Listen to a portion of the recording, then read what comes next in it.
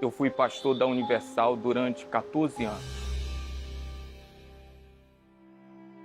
O início da trajetória como pastor, aonde a direção da igreja mandava ir abrir igreja, núcleo, eu fazia com prazer. Se era para auxiliar um outro pastor, se era para atender as pessoas, não importava o horário, não tinha cansaço, não tinha tempo ruim. Eu tinha muita alegria em saber que meu irmão era um homem de Deus. Ele me contando, numa época que ele fazia propósito andando de uma cidade a outra, ele contava aquilo com tanto orgulho, com tanta felicidade. Minha ambição era servir, minha ambição era levar as pessoas à salvação, e por isso eu tinha uma vida com Deus, por isso Deus falava comigo de madrugada, em várias madrugadas em oração, várias madrugadas buscando a Deus, buscando o Espírito Santo. Para mim não era um peso jejuar, para mim não era um peso ler a Bíblia, acordava de manhã já lia a Bíblia.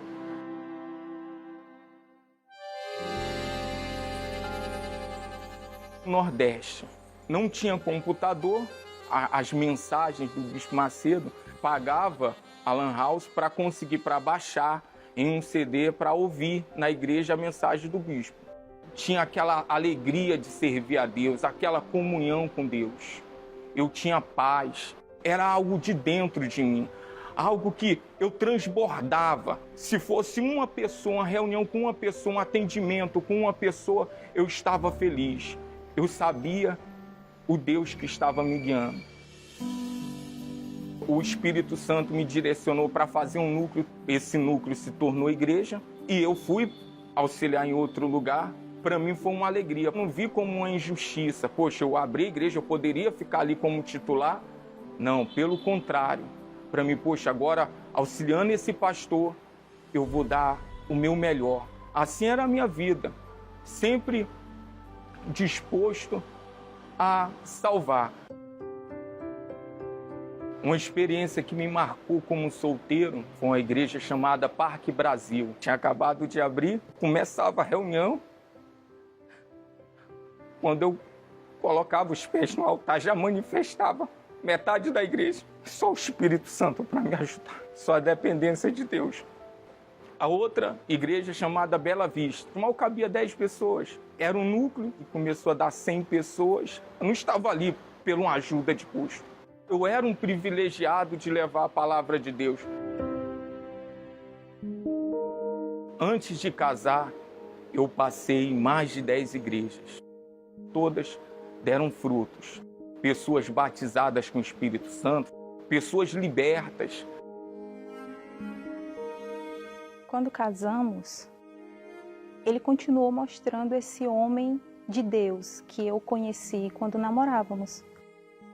Ele mostrava esse amor, esse desejo de ganhar almas. Nós estávamos preocupados com o espiritual. Uma igreja maior, íamos para uma igreja menor, sendo que a igreja maior era menor e havia se tornado a maior. Mas ali eu não atribuía a minha a ela, e sim o Espírito Santo. Às vezes recebíamos ligações.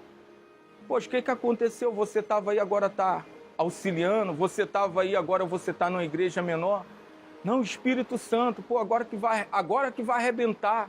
Na pequena, na grande, na média, sem igreja, auxiliando, tínhamos essa alegria. O ministério crescendo, desenvolvendo, as coisas dando certo. Eu que fazia no início núcleo e era um prazer, agora eu estava fazendo programas de televisão, rádio, reunião na catedral.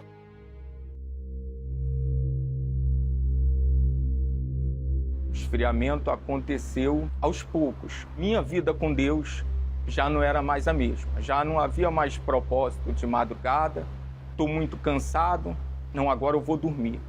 Já não orava como orava antes. Eu já não jejuava como jejuava antes. Eu já não lia a Bíblia e achava natural. Já estava no piloto automático.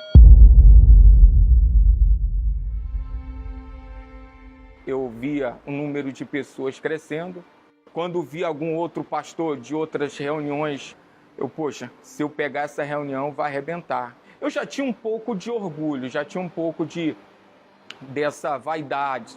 E já não era o Espírito Santo, aí já era o Jorge. Todo dia tem pessoas para te ligar, todo dia. E aí, o bispo falou alguma coisa contigo? E aí, essa mudança, essa troca, isso, aquele. Poxa, fulano, caraca, estava numa igreja grande, foi para uma menor. Poxa, o bispo gosta do fulano, tá?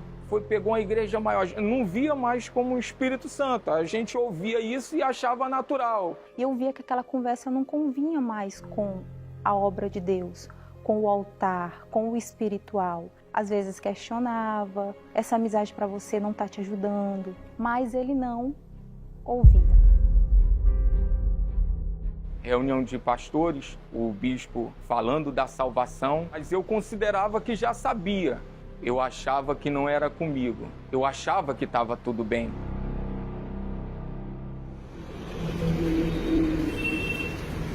Já tinham se passado alguns anos. A igreja que eu estava antes tinha acabado de casar. No início, tinha uma obreira. Essa obreira tinha problema de depressão. Eu já tinha visto, após ela ser levantada obreira, o testemunho dela que não coadunava com o Espírito de Deus. Falei para o regional passou para o líder do Estado. E o líder do Estado de Obreiros mandou removê-la. 3, 4 anos após, levou para a direção da igreja que eu tinha tirado ela injustamente. Só que o regional já não estava mais na obra, o líder de obreiro também não estava mais na obra.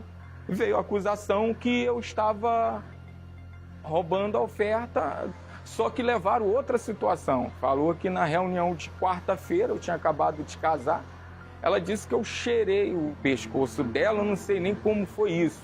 Eu sabia que era mentira. A direção da igreja tentou ajudar, fazer com que aquela acusação confessasse a verdade. Só que negativo. Então eu fui auxiliar. Fiquei magoado porque eu falei a verdade. Os outros pastores que não sabiam da situação, você saindo de uma igreja grande, saindo de uma reunião de catedral para você ir auxiliar, ser o quarto último da sede regional que você poderia assumir, para mim já foi um castigo. Sempre tem alguém que liga. Quando você está mal, poxa, você estava lá, o que houve, o que aconteceu? Muita gente querendo saber da história. E a gente, ao invés de contar a história para Deus, contávamos para as pessoas, para os pastores que estavam mal.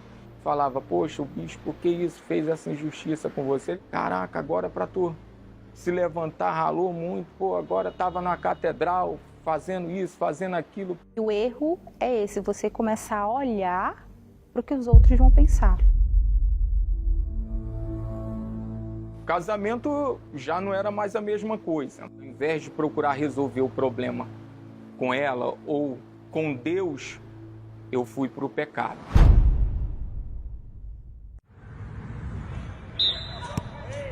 Fui no futebol, fui com outro pastor, ele já ia para prostíbulo. Fui algumas vezes, eu traí a minha esposa, me senti sujo, podre, mas as reuniões continuavam dando fruto, continuou crescendo. Com o tempo, eu voltei para a catedral para fazer a mesma reunião de sexta-feira que eu fazia. Depois, sede regional, adulterei de novo, traí a minha esposa numa sede regional. Alguém da igreja descobriu e levou a situação para o bispo. O bispo chamou, eu neguei para a minha esposa, neguei para o bispo. Fui transferido de estado e fui ajudar a Universal nos presídios. Já tinha bastante tempo que a gente não se via e fui visitar ele. Sendo que quando eu cheguei lá, eu vi a dedicação dele na igreja, eu vi como é que ele era. Eu notei assim, que no casamento dele eu achei que tinha algo de estranho. Que não tinha aquele brilho de uma mulher quando olha para o marido e que o marido estava entristecido. Eu via que tinha algo de errado. Acabou que o pastor que eu saí junto, que eu fui junto no prostíbulo, ele foi confessar o pecado dele. Ele falou que eu tinha ido junto. O bispo chamou e me perguntou, Jorge, eu quero te ajudar. Você fez alguma coisa? Você adulterou? falei, não, bispo, tô na fé, não, tá amarrado. Foi onde eu descobri tudo o que estava acontecendo. Para mim foi um choque. Aquilo ali me feriu. Foi onde foi a gota d'água, o esfriamento do casamento. Ali começou a desconfiança. Levou o caso para o bispo Renato e eu neguei. Eu não confessei o meu pecado. O bispo Renato, a princípio, não me tirou da obra. Acredito que levou para o bispo Macedo, pelo que eu sei. E o bispo Macedo mandou me desligar. Era um prazer estar fazendo a obra de Deus. E você vê aquele sonho que você tinha ser escorrido assim, para mim foi o fundo do poço. Continuei negando, continuei tentando encobrir o fracasso que estava dentro de mim. Viemos para o Rio de Janeiro e fomos construir a nossa vida aqui. Continuei na igreja durante um tempo. Comecei a beber cerveja, gin, uísque, o que tinha para beber, eu bebia. Para buscar Deus, eu sempre cansado, mas para estar num bar, eu estava pronto. Fui se esfriando, deixando de vir nas reuniões, saí da igreja. Tinha ódio, eu culpava todo mundo. A minha casa já não tinha mais paz. Era um inferno. Discussões, brigas, agressões verbais, palavras de baixo escalão, até que foi apresentado as drogas.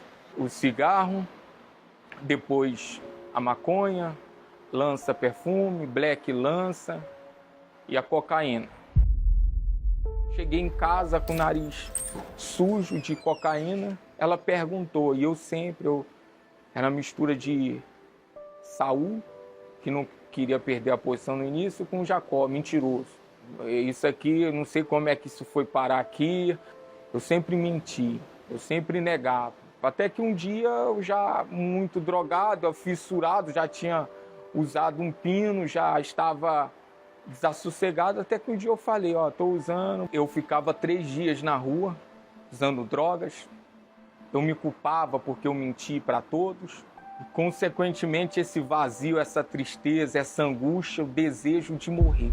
Quem via meu irmão, a pessoa até já dava ele como morto, porque 3 dias fora de casa. E eu comecei a lutar por ele, na igreja, fazendo corrente, propósito, oração. Eu não aceitava perder a alma dele. Aí, numa madrugada, ele me manda várias mensagens falando que me amava, que não queria destruir a minha vida e por isso que ele ia se matar. Pensei em pegar uma faca, me cortar, corda, pular de viaduto. Eu queria pegar o carro, jogar na frente de outro carro. Naquela situação, se eu morrer, eu ia para o inferno.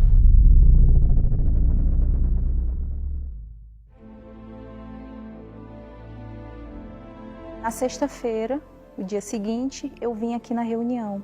Mostrei para o bispo as mensagens, falei da situação e o bispo falou, me passa o telefone dele que eu vou ligar para ele agora. E o bispo me ligou, Jorge, você está onde? Pô, bispo, nem sei onde eu estou. Você tem como chegar aqui na catedral? Sim, senhor, bispo. Ele me atendeu, ele orou, eu manifestei. Quem é você? Qual foi a brecha que você conseguiu? Água! Vai! Igreja! Uma só vez eu vou dizer, em nome de Jesus, saia daí! Eu estava com aquela depressão, com aquele vazio, eu já não tinha mais. Percebi aquela paz. Ele falou, poxa, Jorge, você já ajudou tanta gente. Você sabe o caminho. Eu lembro que foi na Fogueira Santa de dezembro de 2024. Era a Fogueira Santa do Espírito Santo. E eu sabia, poxa, eu tenho que receber o Espírito Santo. Agora eu tenho que receber. Dali por diante eu comecei a gerar o meu sacrifício. E eu me batizei nas águas. E aí comecei propósitos de madrugada, propósito de oração, voltando àquele primeiro amor.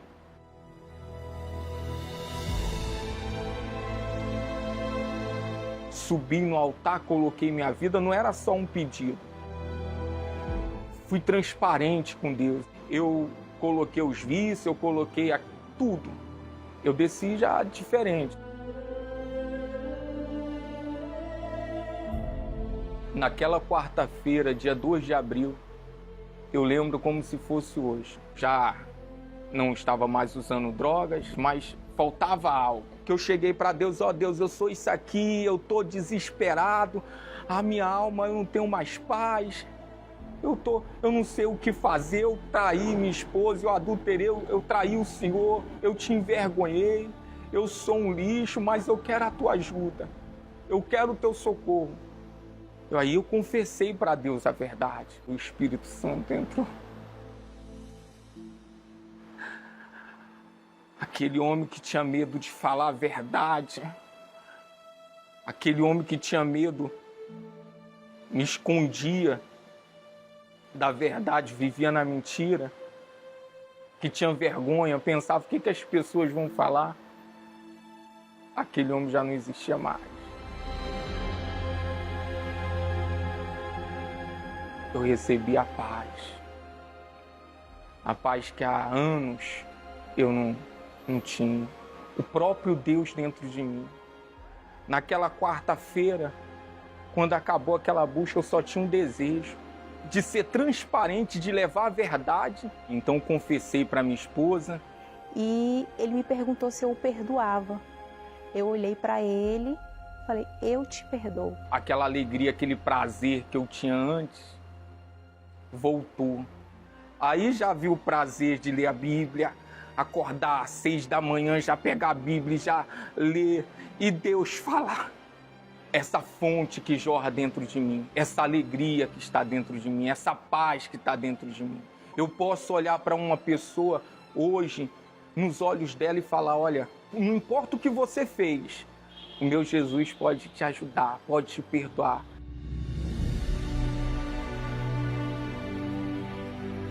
Hoje, eu posso dizer que eu olho para o meu esposo e eu vejo um homem transformado. O caráter de Deus está no Jorge. Uma amiga minha que eu vindo para casa do salão, eu parei. Aí ela chegou para mim e falou assim, Renata, teu irmão morreu, né? Pode falar para mim. Eu falei, como assim? Porque do jeito que ele vivia, com certeza ele morreu. Aí eu falei, não. Jesus libertou meu irmão. Meu irmão não bebe, meu irmão não usa droga. E além disso, meu irmão tem um casamento abençoado. Eu vejo alegria no rosto dos dois. O meu casamento hoje é o retrato da presença de Deus. Ele, como marido, passou a me tratar com respeito, com amor. Hoje eu amo a minha esposa, fiel a uma só mulher, dedicada ao meu casamento. Há uma cumplicidade, há uma paz, há uma alegria. Hoje eu faço parte do grupo de evangelização. O meu desejo é só servir, só ganhar almas. Eu estou aqui hoje pela misericórdia de Deus. Você que está nessa situação que eu estive, seja humilde, peça ajuda, não espere perder o bem mais precioso que é a sua salvação.